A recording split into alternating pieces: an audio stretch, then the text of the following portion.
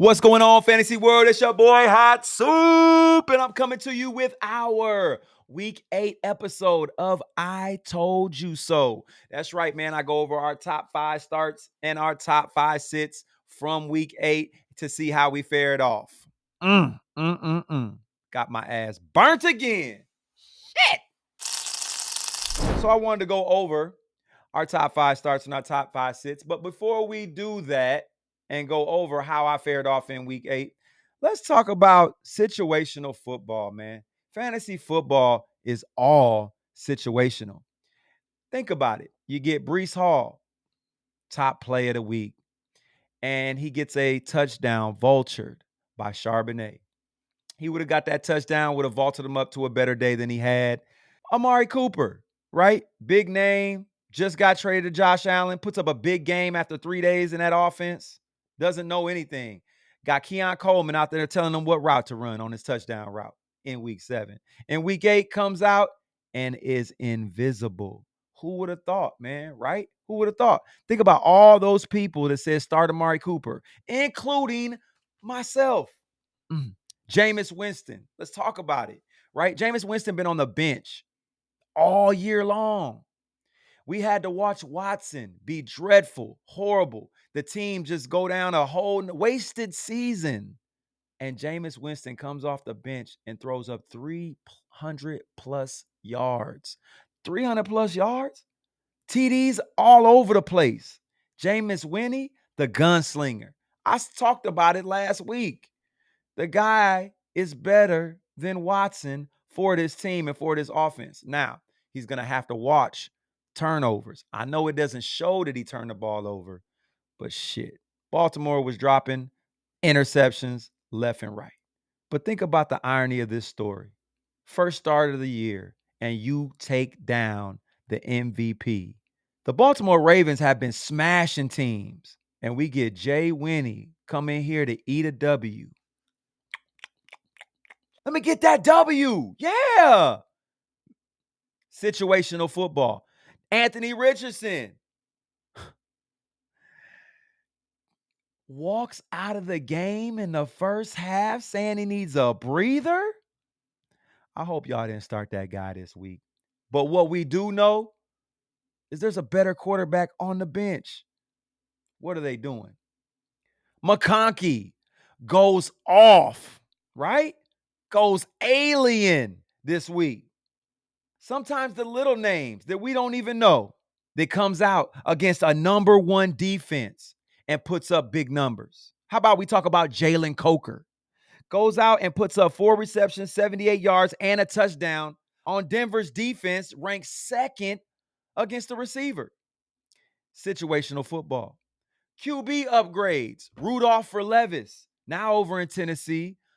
Tennessee looking like, okay, we can move the ball. We can maybe start Calvin Ridley. What? Best game of his season with a backup quarterback that's better than Levis. Situational football. Russ and Fields, right? Russ comes in, turns it up. Now Pickens is looking like the pick that we thought he was. Richardson versus Flacco. Every time Flacco plays, Pittman and Downs get busy. Get busy. My point in saying all this is if I want to come on here and hit 80% every week, I could. I could just be like, hey, go start Lamar Jackson. I need y'all to go start AJ Brown. Go start Barkley. Start this. I could do that. But that's not what I'm here for. I'm here to help y'all who are having roster issues and you're looking at your roster like, damn, who do I start this week? Damn, Hasu say start Bo Nix. I don't got Bo Nix, but he's on my waiver wire.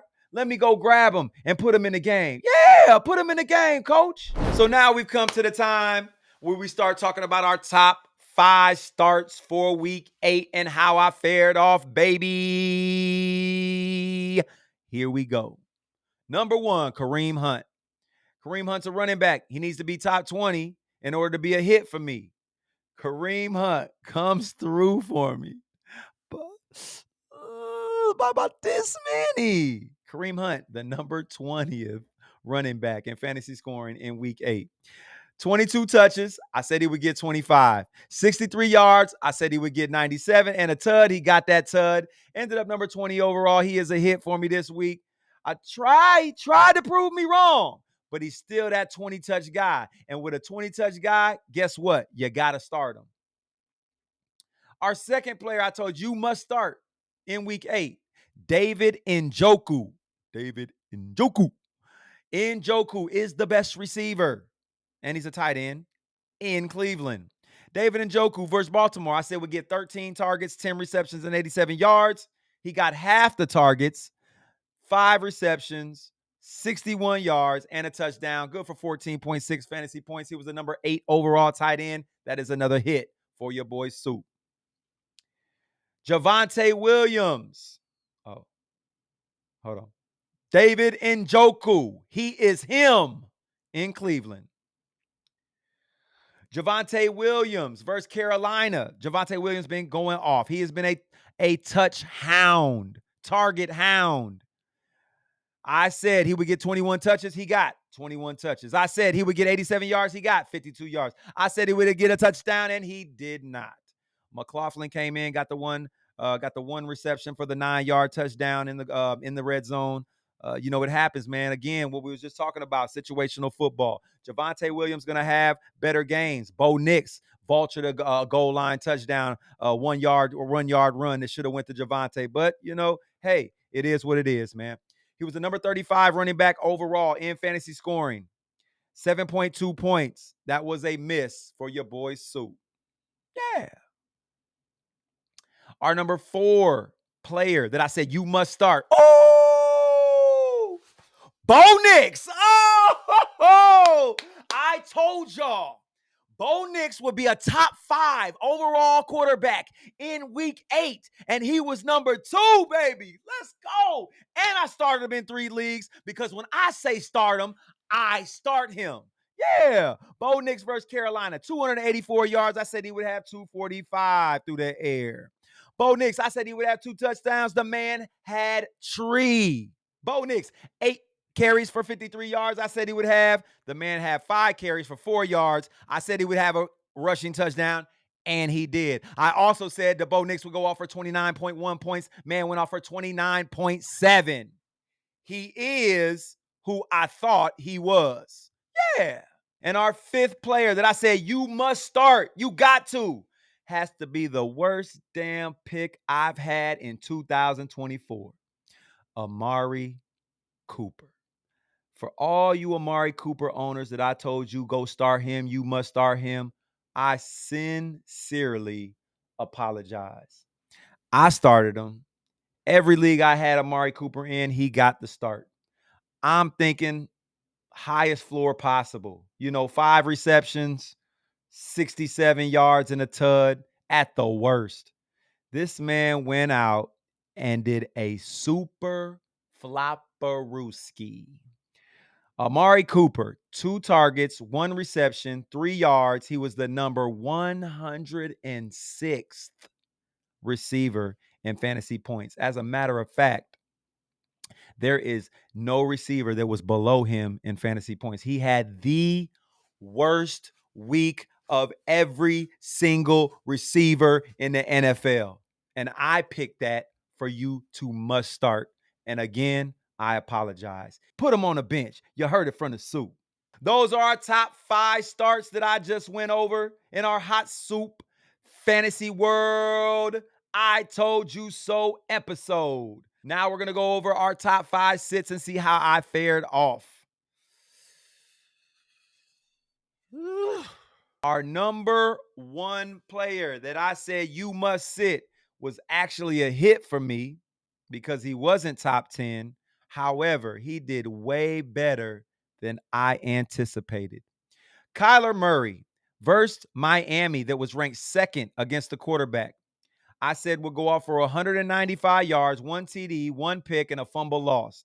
I knew he would have some rushing yards, 7 carries for 44 yards. I said he would get 12.2 fantasy points.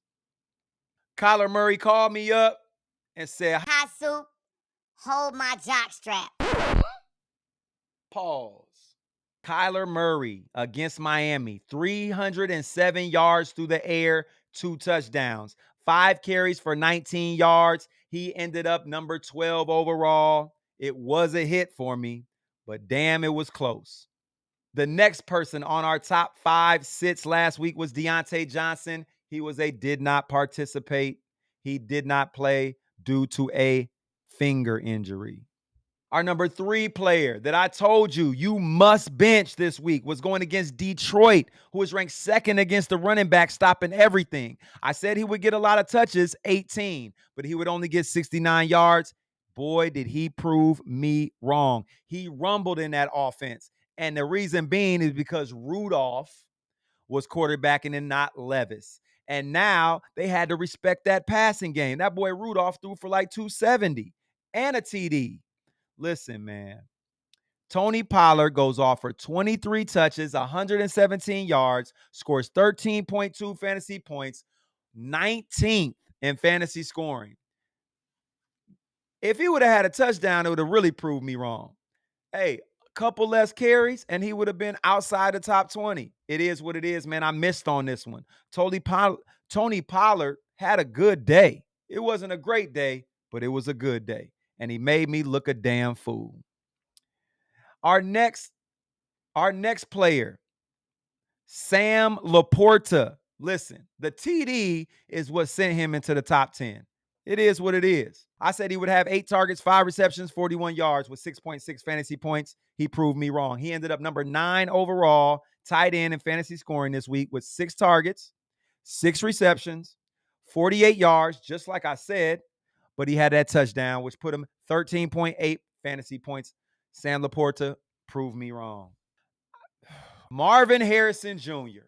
I got Marvin Harrison Jr. in about 6-7 leagues. I benched him in all but one. And I did this because they was going against Miami, right? Ramsey's over there. I'm thinking shit about to be shut down. Shit. Let me tell you something, man. Marvin Harrison Jr. called me after Kyler called me with that bullshit. And he said, hot soup, hold my beer. Marvin Harrison Jr., number 5 overall receiver in week 8 with 7 targets, 6 receptions, 111 yards, and a touchdown. Man went off for 20.1 fantasy points. I went 4 out of 9, man. Man, listen, I got to get better. The last 2 weeks have been bad. Now, a good thing is that most of my fantasy teams, y'all know I got 20 leagues, 18 leagues, and 2 are my sons. And obviously, one's 8, the other one's 12. They have no idea what the hell they're doing. They don't even pay attention to it. I'm doing all that I'm doing everything. And I paid for the league. So I might as well say it's mine. I got 20 leagues, y'all. Something wrong with me. I got a gambling problem, sports gambling problem. I know it. I own up to it. All right, it's not too bad. Kids are living good. I'm living good. I'm eating good. It's not too bad, right? I'm not spending the church's money. But I got a bit of a problem. 20 fantasy leagues, man. It is what it is. I got Marvin Harrison Jr. I'm big on Marvin Harrison Jr. Burnt my ass this week. Yes, he did, man. Look, man, I'm proud to say it. I love fantasy, and I love my viewers. Y'all got any issues, any questions, comments, roster issues, and you want to talk about it, inbox me. You can find me on YouTube, TikTok, Instagram. It's your boy Hot Soup. Like and subscribe. And I'm out. New York City.